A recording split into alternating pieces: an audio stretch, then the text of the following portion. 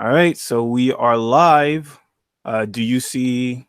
I see mine being live. Do you see yours being live? No, it says off. Oh, now it switched over to live. Now it's Okay, cool. So, welcome, body odor sufferers. We're redoing the seventh interview again because there's some malfunctions with Google Hangouts. I don't know what was going on, but right now I am talking to a man named Max. How are you, Max? I'm good. How are you doing? I'm doing all right. Second interview, second time interviewing you, but we're gonna do it again. So Right. first off, what is your age? I'm 31 years old. All right, and where are you located? I'm in Washington State. And now the biggest question is, how did this all start for you?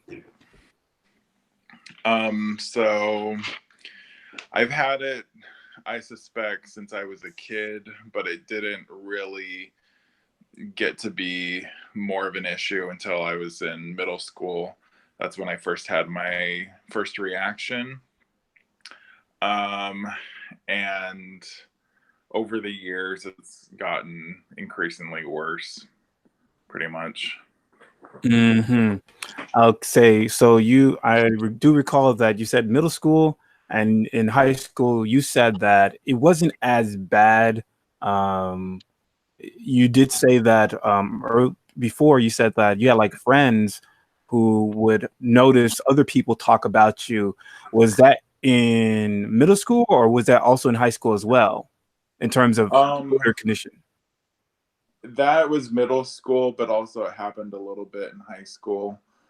Uh, so I was very aware of like reactions I would get, and that's the thing with TMAU is you kind of just gauge everything off of how other people are reacting to you. And if you walk around and you don't have that many reactions, you're like, okay, this is going to be a good day. But some days it's just like people are coughing and sneezing, and that's when you know it's bad. Well, I know that in the previous interview we did, you said in 2007 you recall watching some video of this woman who said she had TMAO, and then you start to realize that you had TMAO. But in 2009, that's when you actually watched it. So was that after high school that you watched it, or during high school, or before high school? No, that was after high school.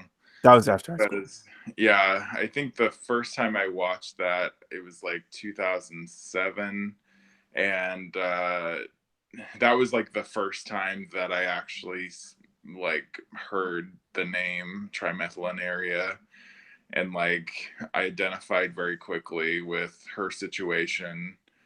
It went into like foods that you need to avoid, and I quickly was like, okay, I'm going to start eliminating eggs and red meat, and I'm not going to eat beans or legumes anymore. And I tried to eat a lot more chicken and try to stay away from dairy as much as possible. Mm. So this was after high school. Right. And you started I know you said you started taking, you changed up your diet and you also started adding supplements like chlorophyll and activated charcoal, but you also told me like you went to a community college and even with that type of diet it wasn't as successful. You still got comment reactions from people. Um, I think the charcoal worked partially. The chlorophyll is like, I know it's effective for some people. I didn't really see much of a difference. And I mean, I didn't feel like I feel like it's also anxiety related, where even if you're eating right, even if you're exercising, sometimes if you go into a situation where you're sweating or like your heart's racing or like not quite a panic attack, but you're getting anxious, I feel like that ups your TMAO as well. You know what I Yeah, mean? intensifies the odor or releases it quicker, I guess. Right. Um, So within the college, you said that you attempted several times to go back to community college. What was like the first year you what was the first year the course that the major that you were trying to get? Um and how was that experience? I think the first time I was just trying to get my generals done, and there were a few classes that I didn't have issues with. But then I remember there was this math class that I had to take. First of all, I'm not great at math, but second of all, Yeah. it was such a it was such a crowded class that every single time I went in there, it just made me so anxious. Uh, and I ended up withdrawing from that class because I just didn't want to. I just didn't want to sit in the classroom and be a nervous wreck the whole time. So Right. And you wanted to pursue, I think it was like business management, and then the second one was communications, I believe. Um, yeah, and and I mean, I think business management was one that I got the most credits in, but even that, I had a hard time finishing it.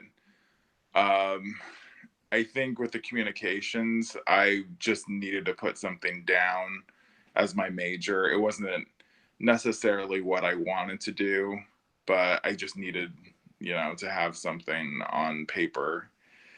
And that's kind of the situation with going to school.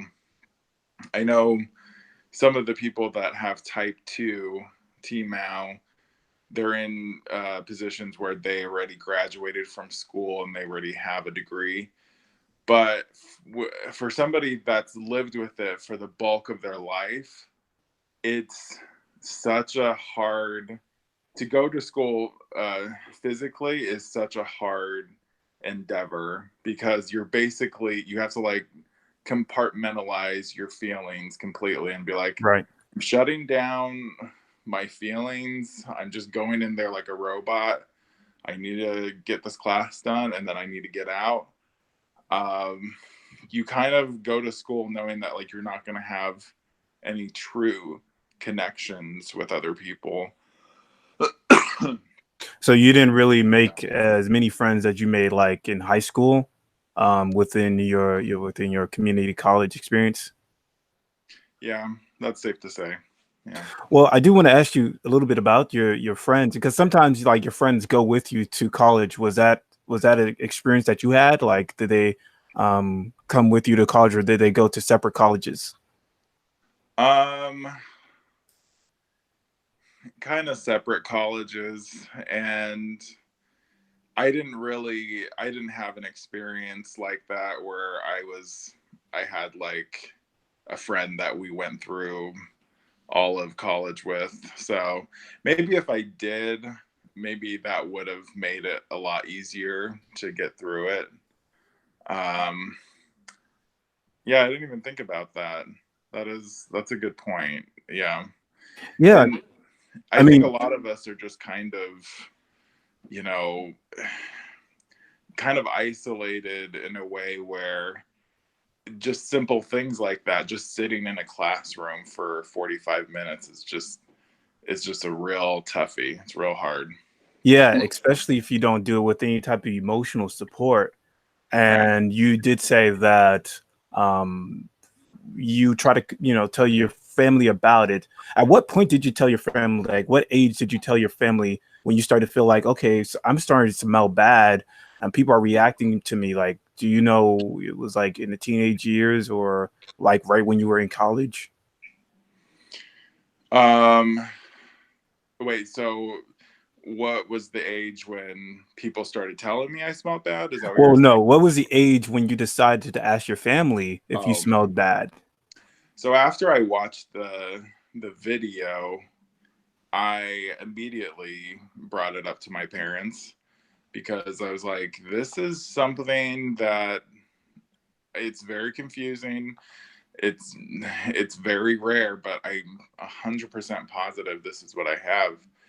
And it was always met with, I am either trying to get attention from this, I'm trying to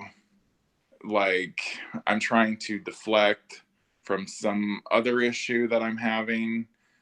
It was always, it just never was taken seriously. So that was like 2007-ish.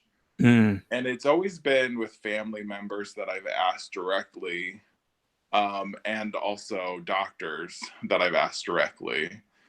And with doctors, it's been, no, I don't smell you. No, you're crazy. I don't smell a thing.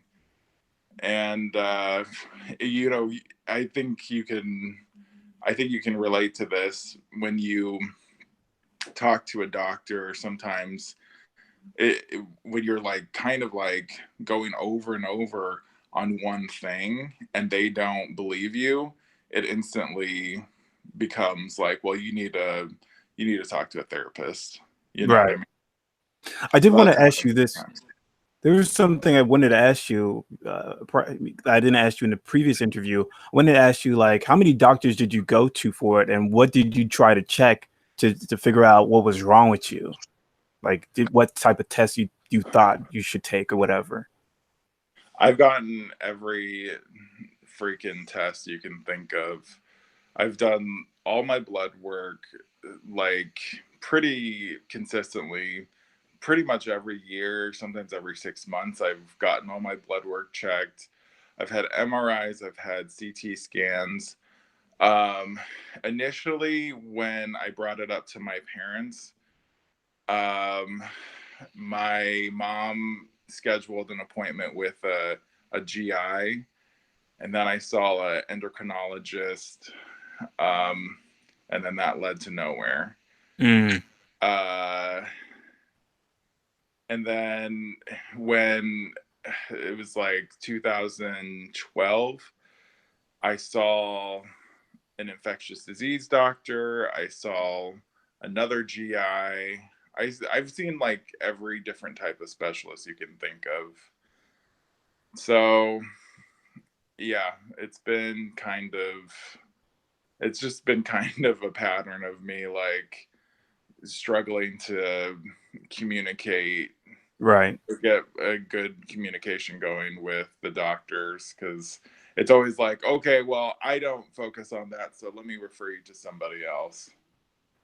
So You know, I did want to even say this too. The first time when I had this weird condition, I thought like at first it was like had to do with Candida. Like that was the first thing I thought. Oh, it was Candida. I have thrush. I have so much stuff in my thing, and if I clean it out and I eat a healthy diet, um, it will eventually go away and then I'll be cured. right. But with you, like the first thing that you saw was TMAU, and then you said, "Yeah, I probably have this thing right here." Right. Or was it something before? Like, what were your initial thoughts the initial things that you thought you had? To be honest, I don't even think I knew what Candida was at that point. I thought maybe it was just, I don't know, like I might have thought I had like, I always thought like I just had stomach issues. That's what it Mhm. was. I was just like, I think I just have stomach issues and my food's just not digesting properly. There's also a family friend that I had that had all these food allergies. She was allergic to basically everything. So then I was like, well, maybe that's my situation. Maybe I just am allergic to so many things, but I don't know it. My reaction isn't getting hives.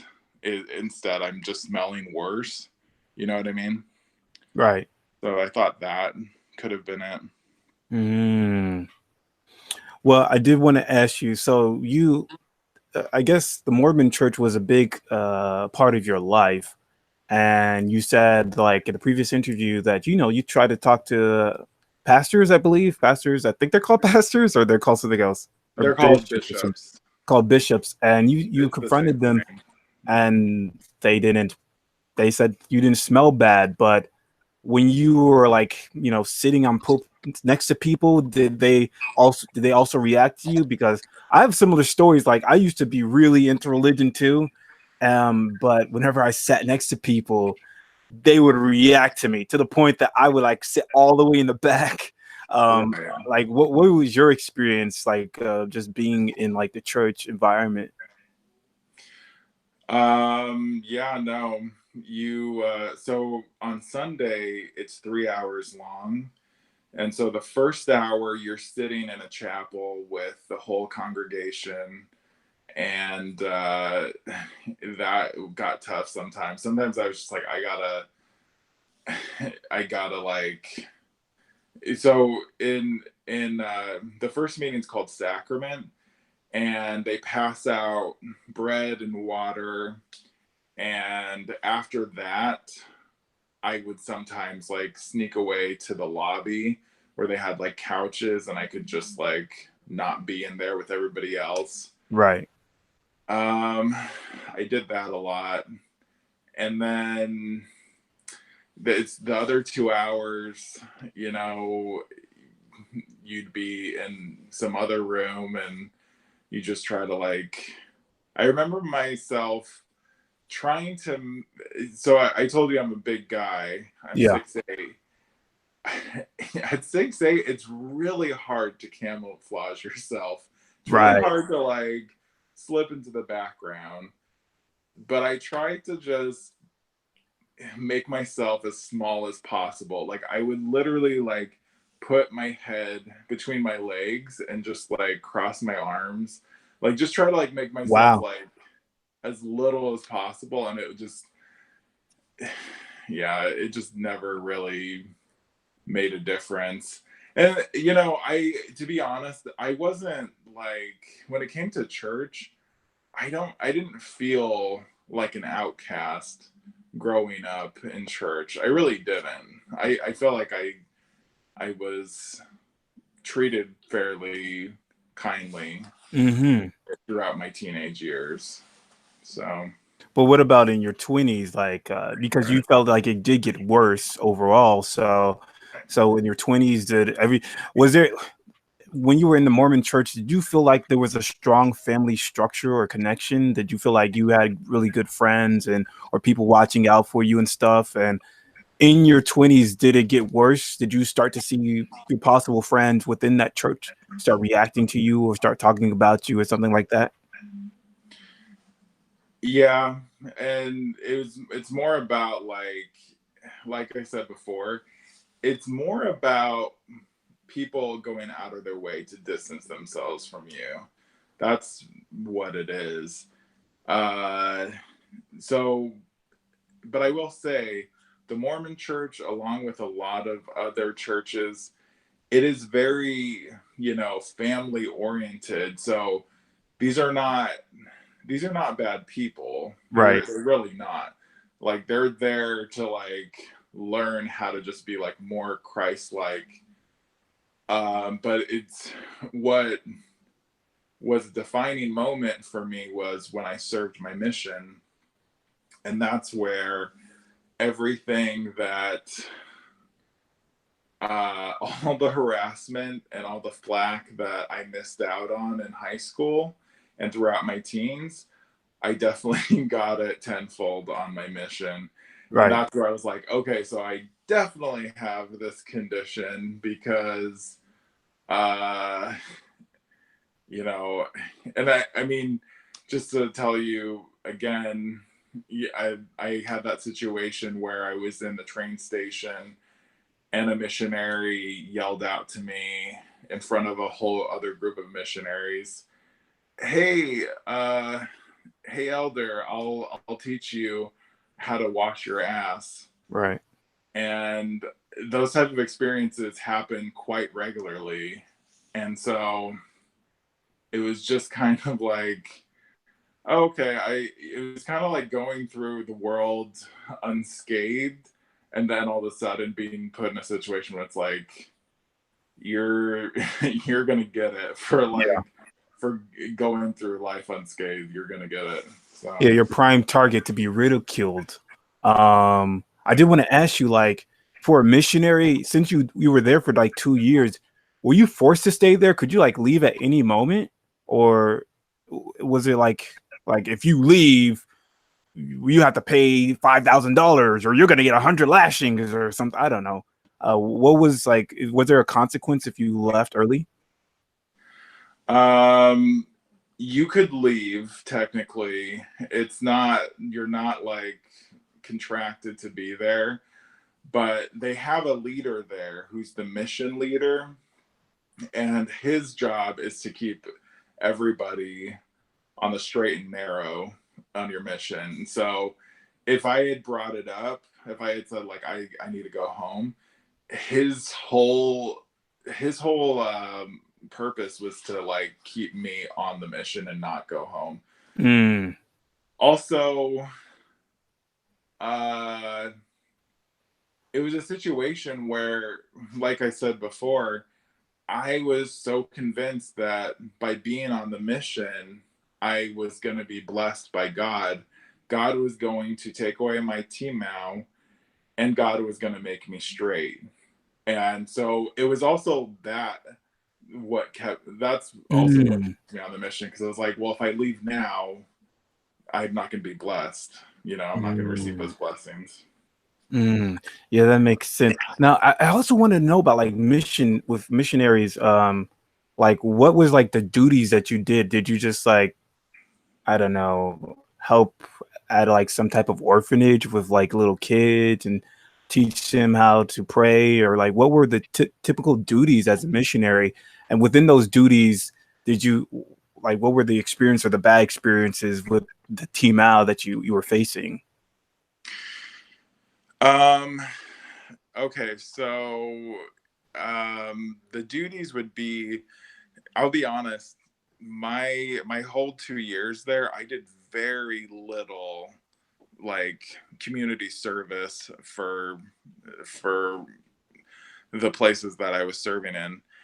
Looking back, it's crazy that we didn't do more service projects or stuff like that, because it was a very poor area that we were serving in.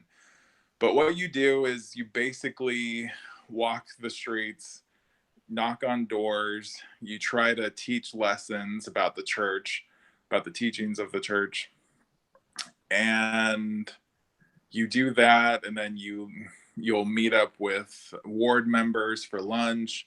It's a lot more of like a teaching situation, Mm. proselytizing situation. You're not really there to be like Greenpeace or anything. You're there to like get people baptized and converted into the church. And there the my situation with TMAU there, Brazilians are very blunt, and they're filterless. So, you know, I've I definitely got flack sometimes for that, but I also got flack for the way I talked, because I think some people could perceive that I had kind of like a gay sounding voice, and so Mm. I got made fun of for that as well. Uh, but the team out, it's funny. Like, I mean, I'm not saying like all Brazilians are like just like shady 100 like all the time, but I think a lot of them are actually just very warm people. But there were some times where I'd be at a lunch. For example, there was this one area that I was transferred to. The the woman in the ward always served lunches to the missionaries, and they would eat in house. They'd eat in her house, and the moment I arrived, I think I ate at her house one time, Mm-hmm. and then after that, she would just give us like a to go lunch. Like Mm. she wouldn't have us come in the house. And Right. I assume that had something to do with me. with the TMAU. Right. Now, I do want to do. I'm sorry, I do want to do this check. For people listening that are in the chat, do you guys see Max? Because I don't want to do this a third time. I just want to double check just to see if people can see Max right now. I know I said that earlier on, or I typed it in chat, but I just want to get another confirmation if people can see Max at right now. I don't know if people are. Okay, they're talking with each other. I'm sorry. Well, let's just assume that they see you. Okay. But it says live on my end, and so I think it's good. I don't know. Okay, well, hopefully it is running properly. But okay, so you do this for 2 years, you get out. What age do you get out, and what are your thoughts at that moment once you're done with the mission? I guess adventure. What were my thoughts? After I got done with the mission. Well, I got off the mission and I wasn't straight, and I still had TMAU, and so I was just like, I guess the mission was not for me, or I didn't do something right. Like I said earlier, it was a big mind fuck for me, because especially the second half of my mission, I became very obedient, which is to say, I followed every rule to the T. And that was a huge letdown for me, because I was like, I did everything that God asked me to do, like to the T, and I still didn't pull this off. You're raised in a church that teaches you over and over again of the miracles of Jesus Christ, and how if you give your life over to Jesus, he can work miracles in your life. And when it didn't happen in my life, I was just like, I don't understand. Like, I did everything you asked me to do, and this is still my situation. It's worse now, Right. I do want to ask you, like, before you were going to go to the mission, become a missionary, were you thinking about becoming a missionary for the rest of your life? Because I know you had these ideas like, oh, this is if I do this right, I'll be straight. And then, I'll get rid of this TMAU. Did you also feel like if you got blessed, if God corrected everything, you would continually be a missionary for the rest of your life?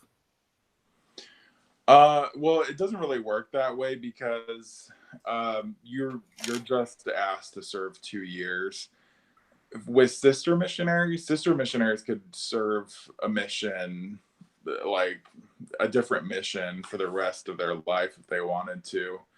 For men, though, it's encouraged that you serve 2 years, you come back, you get married, you get a degree, and you live happily ever after, and so that was the other thing, was it, like I said earlier, it's very family oriented. So my whole MO was, if I don't turn straight, if I don't get rid of this TMAU, how am I gonna marry a woman? Nobody's gonna want to marry me.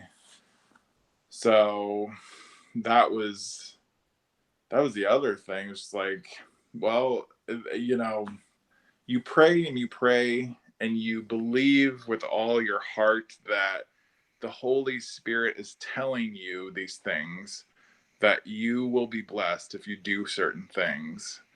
And so that's where it's a mindfuck when it doesn't happen. Boy, I have so many stories about like what you're saying, like in terms of like clinging on to religion to try to, I don't know, fix this weird issue that's wrong with you, this weird condition that's wrong with you, and nothing. I don't want to say anything that might mess with people who are religious, but yeah, I can relate to a lot of things you were saying about clinging to religion and clinging to Christianity.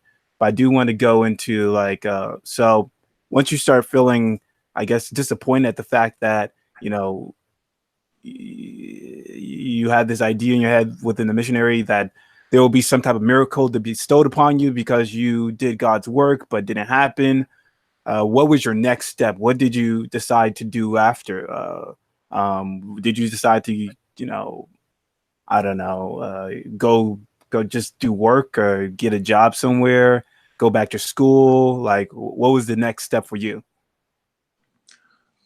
So I came home, I worked for a family business for a little bit. And then after that, that's when I went back to school for business management. Um, I didn't finish that degree, obviously, but I I withdrew from school and then I went to I just did a whole number of jobs after that. And um I'm yeah. interested. Like, I know with a lot of people, they quit their jobs who have this condition. They quit their jobs early. They can't really stick with a job. Was that a similar experience with you when you had this condition?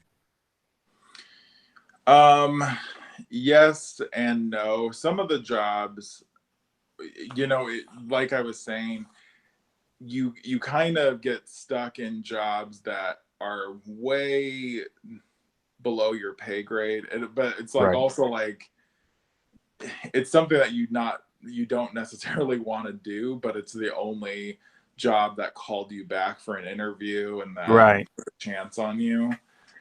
And so with me, yeah, the TMAU is always an issue when I go to work, and I try to like I said, just compartmentalize it, shut off your feelings as much as you can, and just go in, do what you have to do, and then clock out.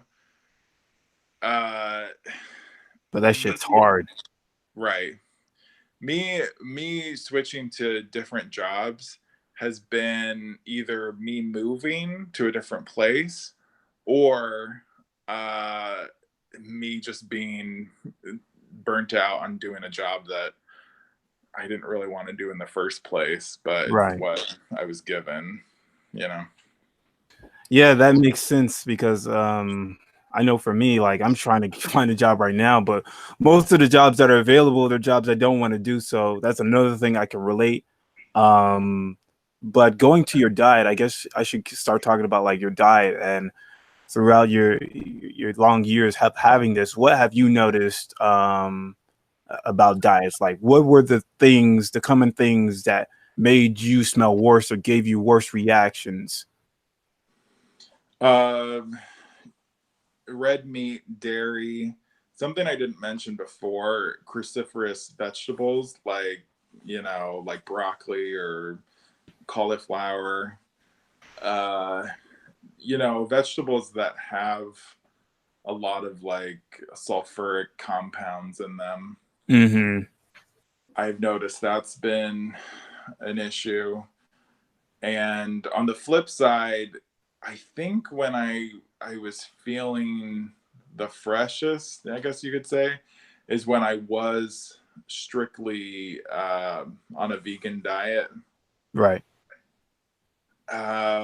But if you look into it, if you know things about the vegan diet, it's not 100%. Uh-oh. Oh no. Oh no. Are you Please okay? see You're me. back. What was that? Oh, that was a timer. Sorry. Okay. Okay. I thought you dropped off. I was like, oh man, we're gonna have to do this again. Um, but you were talking about like the different type of foods that you know you were being a vegan. You said you noticed that there's like some type of side effects to being a vegan or negative side effects to being a vegan. You just don't get all the nutrients that your body needs.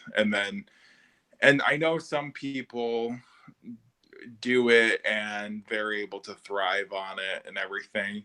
Everybody's body is different. With me, though, I do feel like my body requires animal protein, so that's Yeah. why I still eat chicken and turkey.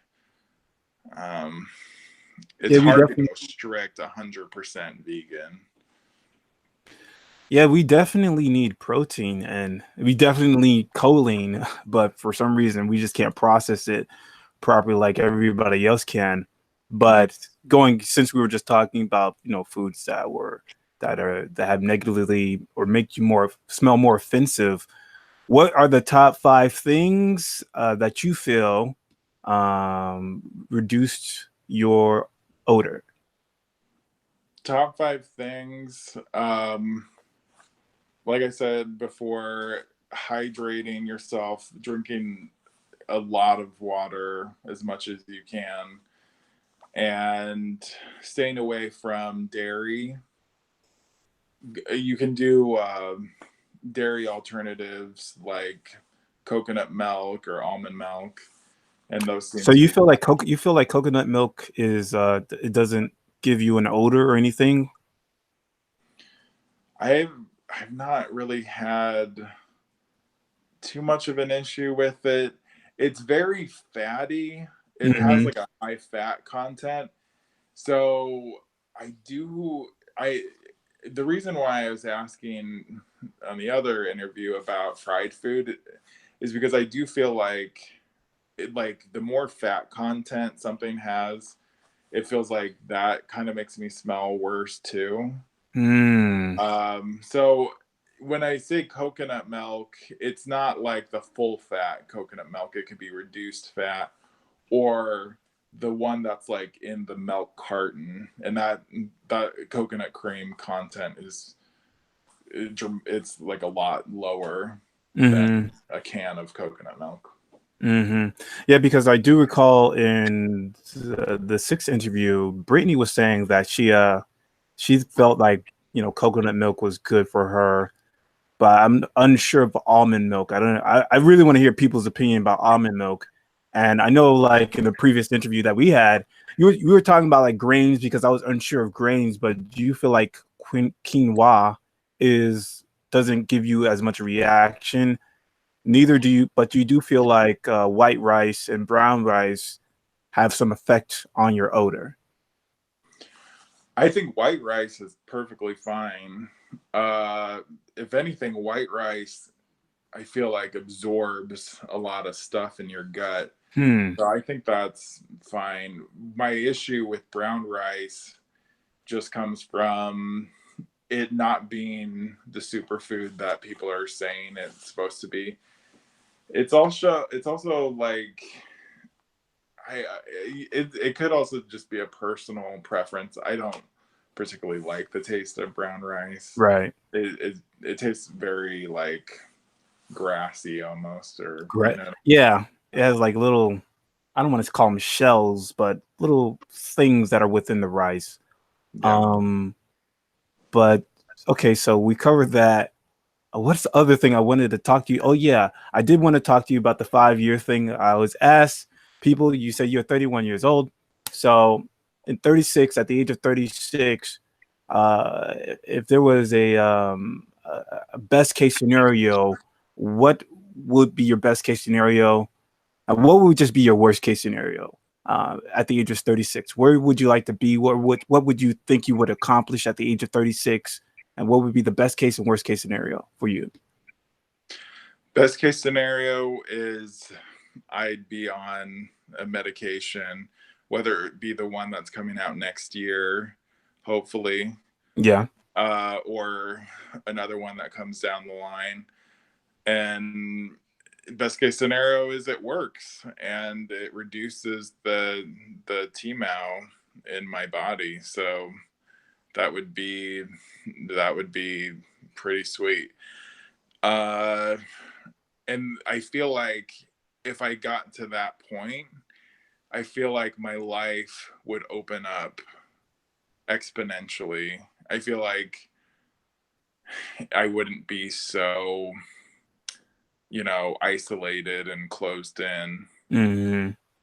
The worst case scenario, is dark, but it's a fact. It could be me being in a grave from not being able to um, not being able to wing it, Right. or you know, and it is a sad statement, but I do think the longer you have this condition, the more you see how dehumanizing this can be. Mm-hmm. And it becomes more and more hard to leave your house, to do regular errands, to like just be a working, fulfilled Adult. adult, you know, citizen. It's just like, and that's where it can get dark, you know, and that's the reality of this situation. It gets dark a Yeah. lot, you know. Yeah. And speaking of darkness, well, you know, we were talking about in the previous interview about like you having a history of depression. But you said that yours is more situational because of TMAUs, not because like you know, just runs in your family. Mm-hmm. But within the previous interview, you did show like a natural antidepressant called Lavender 195. Can you like All right. show that? I don't know if you have the ability to show that at the moment, or it'll be too much It's for you. it's Lavella, Lavella. and if you just Google it, well, I guess I can go grab it. If you just Google it, Maybe I'll just put it in it'll, chat to see if so people can look at yeah, it. So it's Lavella 159 or some yeah. Lavella. Let me go grab it.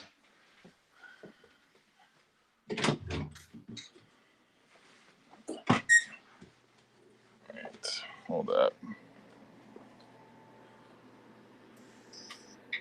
Where the heck did I put it? What are you looking for?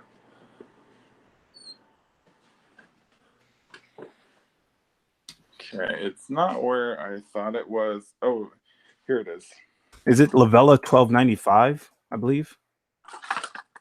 It's this Oh, 1265. Lavella. 1265. Yeah. Okay, I'm gonna put this in chat. If anybody wants to try that type of stuff out. Um, cool. It's a good thing just to kind of like raise the clouds up a little bit. Right. Hmm. And you don't need it's a type of it's not a prescription. It's something anybody can get, right? Yeah, no, you could get it offline. I got mine from a naturopathic doctor. So, but you don't need like a prescription or anything for it. Hmm. Okay. Well, I did want to ask you, did you ever get tested for TMAU? No, and we talked about this. Um, so first of all, the testing initially was too expensive for me. Yeah. And I know now that we can go through the UBIM. I can't pronounce it. It's You buy them? UBIM. So is that, do you have to talk to a doctor to prescribe it or to order it for you, or you just order it by yourself? Yeah, I think you can get it with your insurance. But here's the funny thing: I was talking to in the second interview I did with Ben. He got it from his insurance, but it wasn't as detailed. The results weren't as detailed as the kit I got, where I had to purchase $89 for. So yeah, you can get it with your insurance plan, but I don't think they're going to show so much results or so many different results of what your biome or your bacteria you have, like if you purchased it. So Right. I don't know. Um, So you would recommend the $89 one and just pay that out of pocket? yeah, and then I do know that there's some type of there's also something I still haven't looked into it, but I remember somebody saying it in chat like there was a certain plan that they feel that shows your TMA levels, if it's too high or if it's outrageous or something like that. But I forgot which one was it. I forgot what the name of it was. So, and it was like Cece. I think Cece, you talked to Cece. Right. So, Yeah. uh, maybe she can tell you what the name of it was. But I Okay. forgot what it was called. Yeah, that's something that I know there's the other one that Stop TMAU was talking about. That there's a pharmacy, there's a lab in Colorado that does the urine test. Is that Yeah. right? Yeah, it does the urine test. But I've been hearing some things about it. I've been hearing like it's not as effective. Okay, because first thing you have to take some. There's like a pill, that's Mhm. supposed to have like high levels of choline or something. You're supposed to take a pill, and then 24 hours later, the first urine that you take, you're supposed to pee it in this cup. Then you're supposed to freeze it, and then you're supposed to ship it out within 72 hours or 48 hours. And a lot of Right. people can't ship it out in that small time span. So a lot of times they get like negative results when they could possibly be TMAO positive. So there's like, it's better than nothing, but at the same time, like with these conditions, it's sort of hard to for some people to actually ship it out in the right time. And sometimes they get negative results when reality they do actually have TMAO. So Right. I don't know. Yeah, so and I know in the on the Facebook group it was mentioned that do the other one first before you do the urine test because it's not the urine test isn't foolproof. Yeah, yeah. Well, I think I covered everything, because I tried to condense it and I asked so much stuff, and Right. I already asked everything I wanted to ask from the previous one. Well, what are some products that you tried that you wouldn't recommend? Oh, like in terms of like I guess hygiene products. Is there like any hygiene products that you would might recommend to people? Maybe like in shower products or lotions, or because I know like some people feel that certain soaps don't do anything or it's ineffective, and Right. they would recommend trying maybe certain lotions or something like that. Is there anything that you would recommend to any of the viewers? Okay, so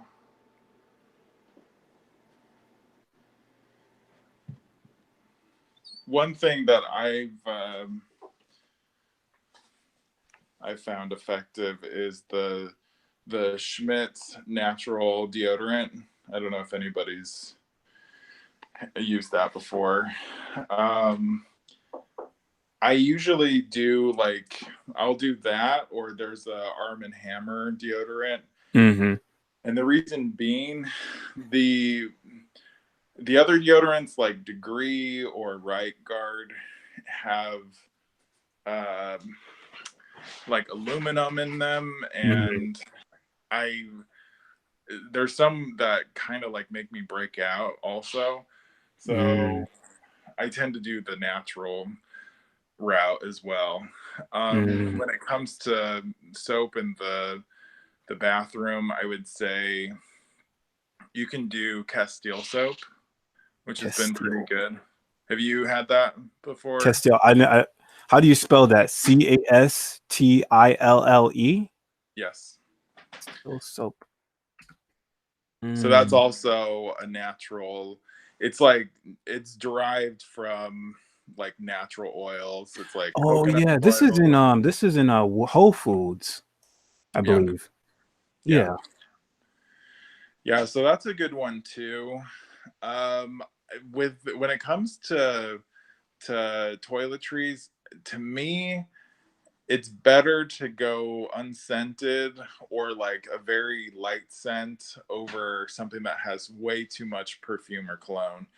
Because I'll tell you, if you use those type of soaps that are just doused with perfume, I feel like it just ups your TMAO even more. I feel like it doesn't mesh with your sweat, Right. or at least it doesn't mesh with my sweat. So Mm. Man, I was gonna say something. Um, Jesus Christ. Well, I was gonna just say, damn, there was something I really wanted to say, and it just got out my mind. But winding down, I mean, I've asked you everything. We condensed it to less than an hour. Yeah. There's something I really wanted to say, and I just can't, and it's gonna bother me once I hang up on you.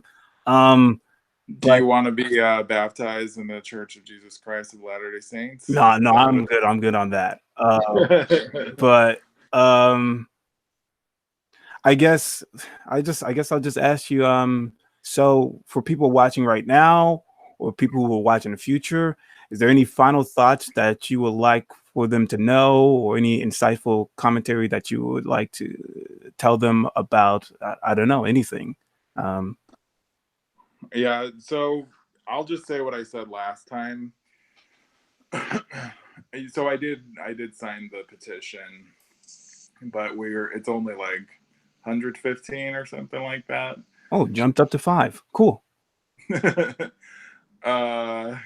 So I feel like it's now kind of our responsibility to get the word out on this thing.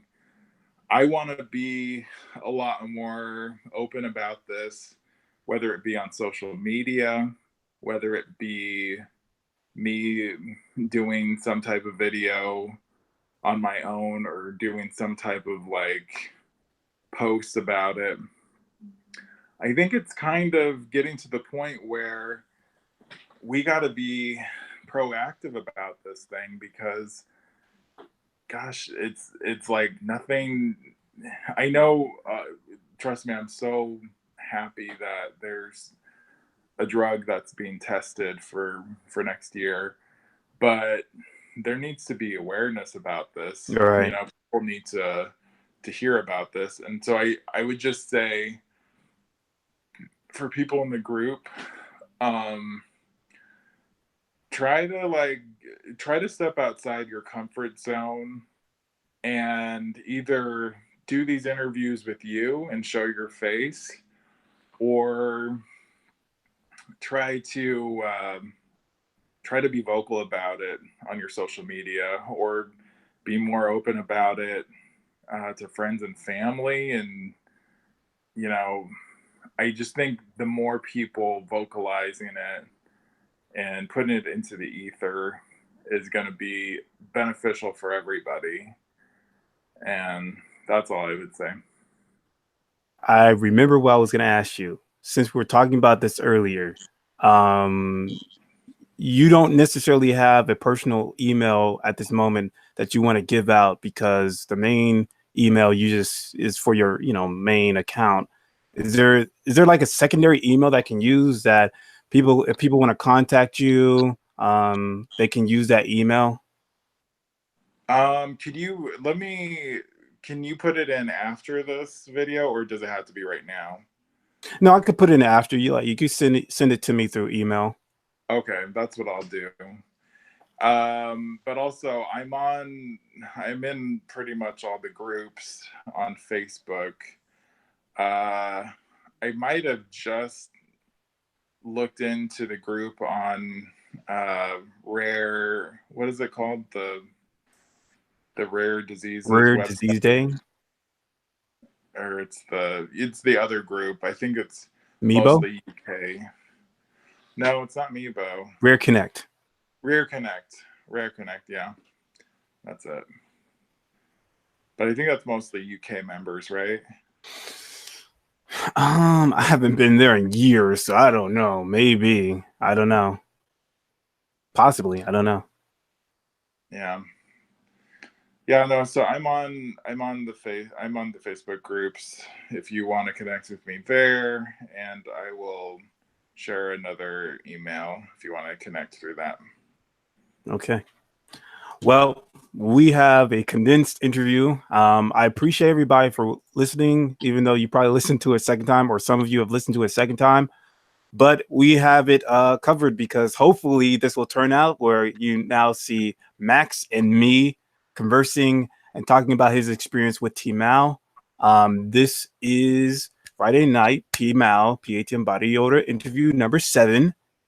and we are out. Bye.